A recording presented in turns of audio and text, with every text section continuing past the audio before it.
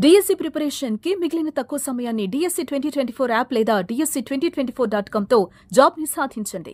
8 ఏళ్లు తనను ప్రేమించి తనతో సహజీవనం చేసి వేరే వ్యక్తిని వివాహం చేసుకుని తనను ఓ యువతి మోసం చేసిందంటూ ఓ యువకుడు సెల్ఫీ వీడియోలో తన బాధను చెప్పుకొచ్చాడు. తనను మోసం చేసిన యువతితో పాటు ఆమె కుటుంబ సభ్యులను కఠినంగా శిక్షించాలంటూ వీడియోలో తన ఆవేదనను చెప్పుకొని రైలు కింద పడి ఆత్మహత్యకు పాల్పడిన ఘటన కరీంనగర్ జిల్లాలో చోటు చేసుకుంది.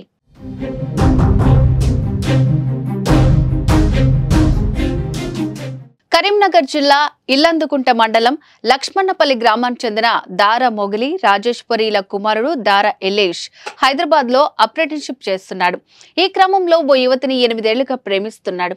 అయితే ఈ తరుణంలో ఏమైందో ఏమో కానీ ఆ యువతి అతన్ని వదిలేసి మరొక వ్యక్తిని వివాహం చేసుకున్నట్లు వీడియోలో ఆరోపించాడు. అయితే ఈ ఘటనను జీర్ణించుకోలేకపోయిన ఎలేష్ రైల్వే ట్రాక్ పైకి వెళ్లి సెల్ఫీ వీడియో తీశాడు. రైలు కింద పడి ఆత్మహత్య చేసుకున్న ఎలేష్ ముందు సెల్ఫీ వీడియో ద్వారా తన ఆవేదనని వెళ్లగక్కాడు. సదరు యువతికి సెల్ ఫోన్ కూడా ఇప్పించానని, అయితే తనను మోసం చేసిందని వాపోయాడు. అంతేకాదు తన ఆత్మహత్యకు కారణం సదరు యువతి ఆమె తల్లి అని వాళ్ళిద్దరిని వదిలిపెట్టవద్దని కోరాడు.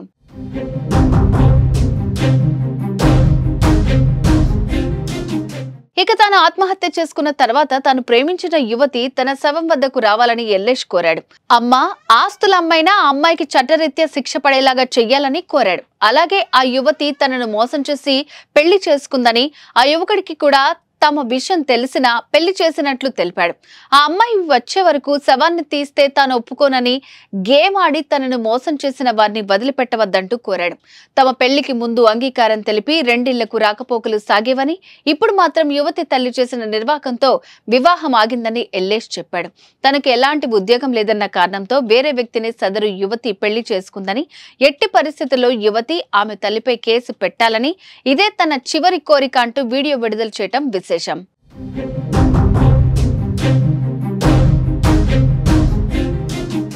ఇక మరోపక్క రైలు కింద పడి యువకుడు ఆత్మహత్య చేసుకున్నట్లు సమాచారం అందుకున్న పోలీసులు ఘటనా స్థలానికి చేరుకుని యువకుడి వద్ద ఆధారాలు సేకరించారు. ఆ తర్వాత కుటుంబ సభ్యులకు సమాచారం అందించారు.